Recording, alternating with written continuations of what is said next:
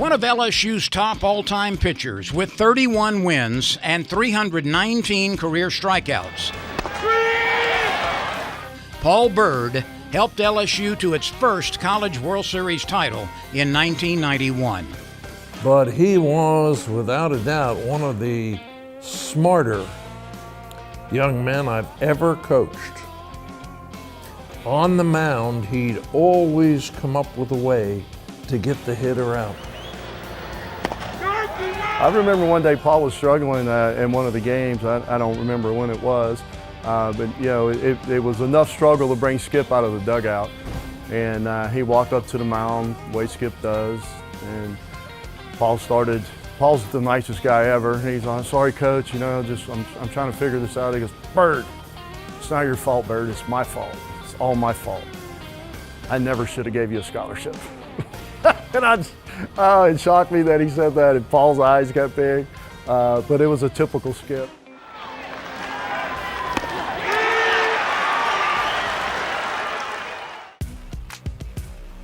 Byrd would go on to be a second-team All-America selection, and after 3 seasons, he was drafted in the 4th round to start a 14-year career in the major leagues. That included 109 wins, along with victories in the ALDS and ALCS to help Cleveland reach the 2007 World Series. All of a sudden, he reinvented himself to extend his career, and that takes a lot of talent. The average big league guy plays about 3 years. Paul played 14, so it was a wonderful big league career for Paul Byrd.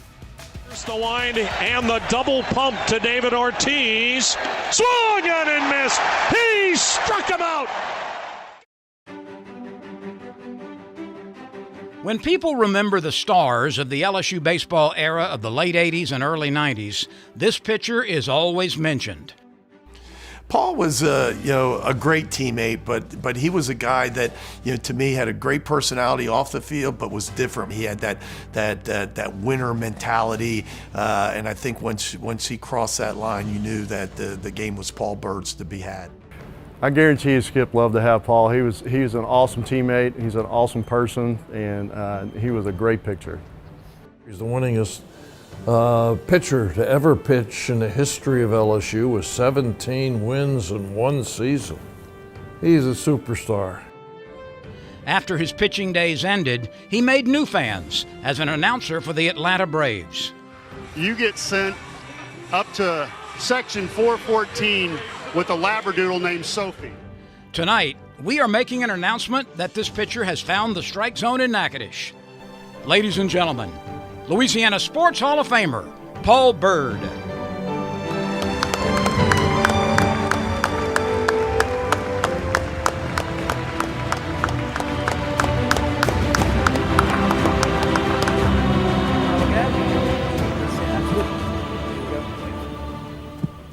Thank you very much. Before we start, I would like to say something. My wife and we decided it was a joint effort that I should lose a little weight. I was getting a little heavy.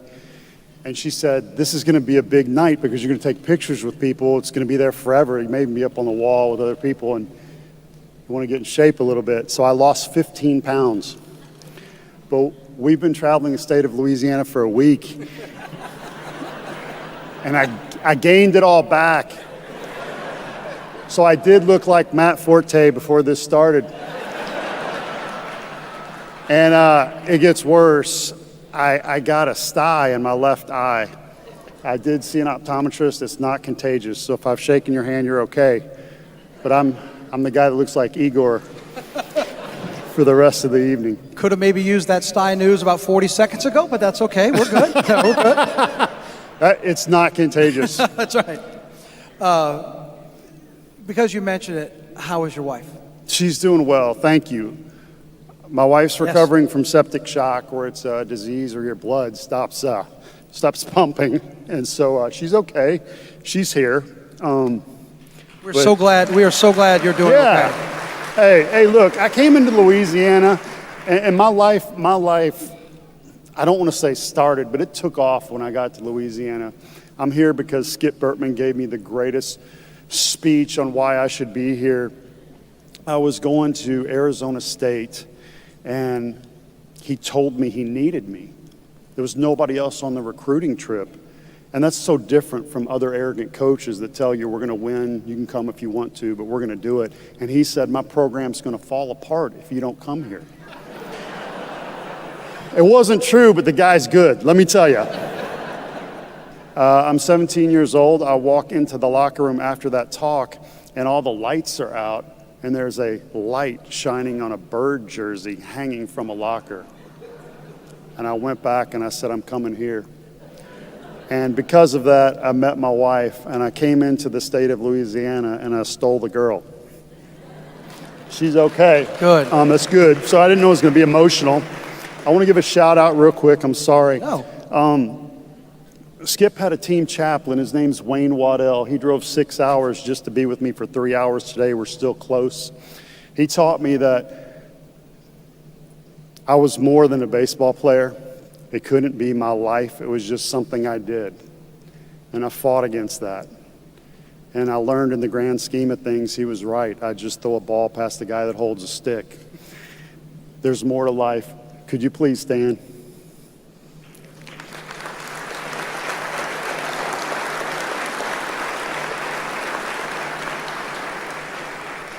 Lastly, as a freshman, you're on home run duty behind the left field wall, and my job was to catch home runs and return the baseballs so we didn't lose any. And there was a little boy who was deaf, and he was 9 years old, and he helped me gather the ball for, years.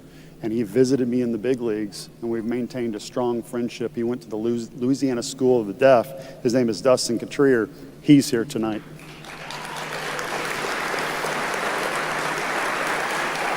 I love Louisiana. I have strong ties. So you can see the connection that Louisiana made with all of the impact of that, and that's why I wanted to ask about your wife, because for those who don't know, Paul's a 3-time Emmy Award winner as a broadcaster. We saw the little clip there, but he stepped away from it because of her health. So we're so glad she's here, and glad that she's doing well. And speaking of the impact of Louisiana, you joked about the food. We were going to talk about that, the impact had coming from Louisville down here. But not only do you meet your wife here, but with your Kentucky background and with your wife's support, you all have also started the Byrd House Ministries. And I know it involves horses. Tell us about that. I'm arrogant at times, competitive at times, and we went through premarital counseling, and it changed our lives. And when we said, hey, if we make it and able to put together some money, we're going to start a counseling center, and we've done that. It's the Byrd House Ministries. When you get within 5 feet of a horse, which we involve horses in our counseling, your heart rate lowers. It's like a big service dog. So it's pretty neat at what happens at the place, and my wife runs it, and I have tried to be involved more, and she's very graciously said, it's my turn. And so I'm on grounds crew, and I'm on fundraising. And so I've been spending some time with Walter Imahara and really picking his brain on how to take care of the grass. It's my life. Finally, I want to ask you about how special it was when you got the call about becoming a member of the class of 2023 because of the direct ties back to the LSU days. Ronnie Rance called me, who was my roommate my freshman year. He introduced me earlier in the week. He had so many great stories to tell. He went with the story in Vegas where we both stayed out, broke curfew, and got suspended. That was the leadoff? That was the leadoff. That was my introduction. So I lost a lot of credibility. And Ronnie's mom was in town, who's here tonight, and we were both keeping the radar gun and street clothes on the stands. And I had to explain to the scouts why I wasn't pitching. So it was tough. He's a really good friend of mine. We've stayed friends over the years. He's one of my favorite personalities in the world. And when he called me to tell me I was going in the Louisiana Sports Hall of Fame, he was as excited as I was. And you can tell I'm emotional. Sorry. Lori, where are you? Yes. We're crying, buddies.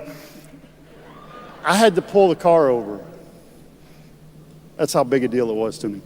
Well, we're pleased and honored to share it with you tonight. Congratulations. Ladies and gentlemen, Paul Byrd. Thank you. Yeah,